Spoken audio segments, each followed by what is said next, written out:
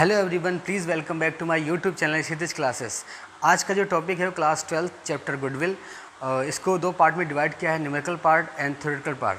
तो एक बार देख लेते हैं कि कौन कौन से मेथड्स होते हैं गुडविल को निकालने के लिए। What are the methods for calculating goodwill. तो first method is average profit method, second is super profit method, third is capitalisation method. So first method is average profit method. Average profit method को भी दो part में divide कर सकते हैं, without adjustment and with adjustment. तो पहला question इसका लेते हैं विदाउट एडजस्टमेंट का। इस वाले क्वेश्चन को करने के लिए सिर्फ आपको दो ही स्टेप करनी पड़ेंगी। पहला है आपको एवरेज प्रॉफिट निकालना पड़ेगा, दूसरा आपको सीधे फॉर्मूला अप्लाई करना है, goodwill equal to AP into PY। ये परचेज ईयर आपके क्वेश्चन में कहीं दे रखा होगा, तो आप इसको ध्यान से जब क्वेश्चन पढ़ेंगे तो उसको अंडरलाइन कर लेंगे। तो एवरेज प्रॉफिट के मेथड को प्रॉपर्ली समझने के लिए विदाउट एडजस्टमेंट का एक क्वेश्चन लेते हैं, वो एक बार रीड करके देखते हैं। एक्चुअली क्वेश्चन क्या है, calculate the value of goodwill on the basis of 3 years purchase. देखिए ये मैंने ब्रैकेट कर लिया है कि यहाँ पर 3 ईयर्स परचेज दे रखा है of average profit of the last 4 years of the firm work. 4 साल के प्रॉफिट दे रखे हैं, 15,000, 25,000। यहाँ पर ये लॉस दे रखा है। एक्चुअली जब भी कभी ब्रैकेट में लिखा हो तो इसका मतलब ये लॉस है, और ये 2013 का प्रॉफिट दे रखा है। सिर्फ 1 साल का यहाँ पे लॉस है 2012 का, और बाकी सारे प्रॉफिट दे रखे हो। तो सबसे पहली स्टेप क्या होगी, सबसे पहली स्टेप है हमारी इसमें AP निकालने की। Step number first AP। तो AP निकालने के लिए जितने भी साल के प्रॉफिट दे रखे हैं उसको ऐड कर लेते हैं। तो सबसे पहले इसमें 15,000, 25,000 प्लस 10,000 का लॉस है, तो इसको कुछ इस तरीके से ब्रैकेट में दिखाएंगे, प्लस 2013 का प्रॉफिट है तो इसको भी ऐड कर लिया, और डिवाइड बाई 4। एक्चुअली ये 4 साल का प्रॉफिट है इसलिए 4 साल से डिवाइड किया। अगर 5 साल का प्रॉफिट होता तो 5 साल से डिवाइड कर देते। तो इसका अगर हम सम करते हैं तो इसका 50,000 आता है जो पॉजिटिव प्रॉफिट दे रखे हैं, और यहाँ पर लॉस दे रखा है 10,000 का। तो एक्चुअली ये 40,000 आया टोटल, और डिवाइड बाई 4, तो ये AP निकल गया 10,000। अगली स्टेप क्या है, अगली स्टेप में आपको सीधे फार्मूला पुट करना है। स्टेप नंबर 2, गुडविल निकालना है तो आपको AP इंटू PY करना पड़ेगा। एवरेज प्रॉफिट 10,000 और ये परचेज ईयर ऑलरेडी हमें पता है 3, तो इसका फाइनल आंसर आ गया 30,000। तो पूरे फर्म की गुडविल जो पता चली वो 30,000 है। ओके, तो ये क्वेश्चन नंबर 2 है आपका विद एडजस्टमेंट का। तो एक बार इस क्वेश्चन को ध्यान से समझते हैं कि क्या दे रखा है।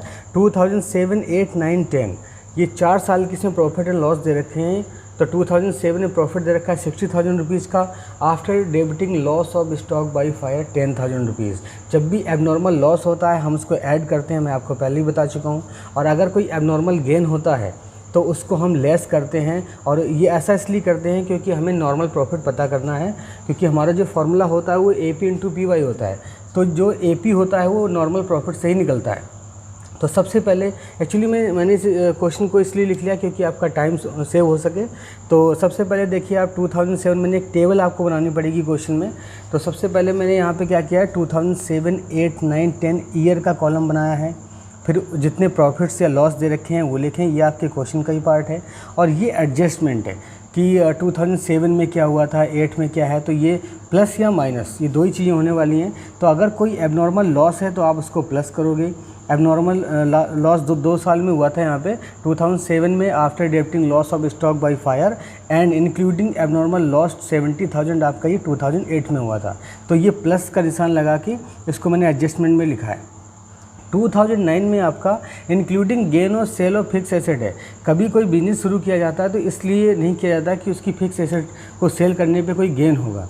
तो ये गोइंग कंसर्न कॉन्सेप्ट के हिसाब से चलता है हमारा अकाउंटिंग।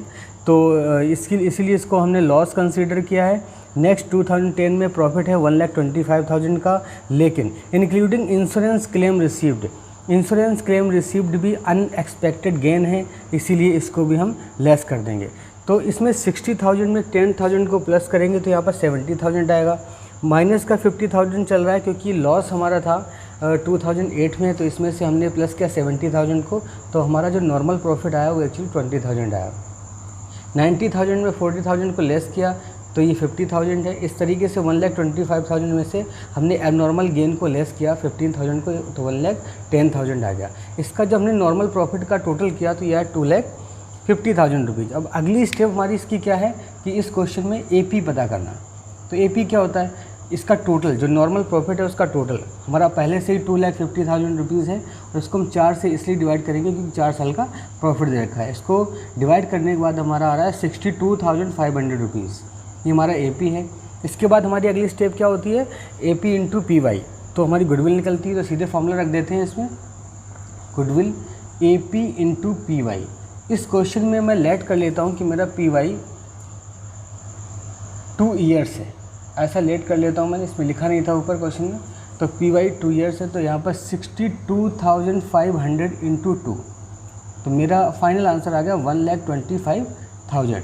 तो इस क्वेश्चन को भी करने में ज़्यादा कोई परेशानी नहीं होगी, बस आपको ये देखना पड़ेगा कि उस ईयर में एबनॉर्मल लॉस हो रहा है या गेन हो रहा है। अगर आपका एबनॉर्मल लॉस होता है तो आप ऐड कर देंगे उस साल के प्रॉफिट से, अगर आपका गेन हो रहा है तो उसको लेस कर देंगे। इस तरीके से एक टेबल बनानी पड़ेगी, और इस टेबल के बाद आपका नॉर्मल प्रॉफिट आएगा, और इसके बाद बिल्कुल सेम वैसे ही क्वेश्चन है जैसे आपने पिछला वाला क्वेश्चन किया था।